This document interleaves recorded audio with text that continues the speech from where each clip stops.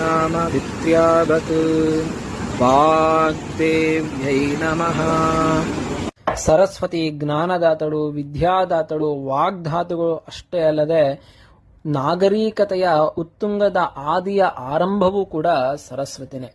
ಈ ಸರಸ್ವತಿ ಇದೊಂದೇ ಒಂದು ಜಾಗದಲ್ಲಿ ಇಡೀ ಬ್ರಹ್ಮಾಂಡನೇ ಅಂತ ಹೇಳ್ಬೋದು. ಆ ಬ್ರಹ್ಮಾಂಡದಲ್ಲಿ ಇದೊಂದೇ ಒಂದು ಕಡೆ ದರ್ಶನವನ್ನ ಕೊಟ್ಟು ಮತ್ತೆ ಗುಪ್ತಗಾಮಿನಿಯಾಗಿ ಹೊರಟ್ಬಿಟ್ರೆ ಇನ್ನೆಲ್ಲೂ ಕಾಣಿಸಿದಂತಹ ಆ ಸರಸ್ವತಿ ಹಾಲಿನಷ್ಟು ನೊರೆಯಂತೆ ನೋಡಿ ಏನು ಭೋರ್ಗರಿತವಾಗಿ ಬರ್ತಾರೆ. ಅದಕ್ಕೆ ಅಂಬಿತಮೆ, ನದೀತಮೆ, ದೇವಿತಮೆ, ಸರಸ್ವತಿ ಅಂತ ಕರೀತಾರೆ. ಅಮ್ಮ ಅತ್ಯಂತ ಶ್ರೇಷ್ಠಳಾದ ತಾಯಿ, ಅತ್ಯಂತ ಶ್ರೇಷ್ಠಳಾದ ದೇವಿ, ಅತ್ಯಂತ ಶ್ರೇಷ್ಠವಾದ ನದಿ ಸರಸ್ವತಿ ನದಿ ಅಂತ ಕರೀತಾರೆ. ಇಂತಹ ಸರಸ್ವತಿಯ ಗಾಥೆಯನ್ನ ನಿಮ್ಮ ಮುಂದೆ ಹೇಳಿಕ್ಕೆ ಆದಷ್ಟು ಬೇಗ ಬರ್ತಿದ್ದೀನಿ. ಧನ್ಯವಾದ.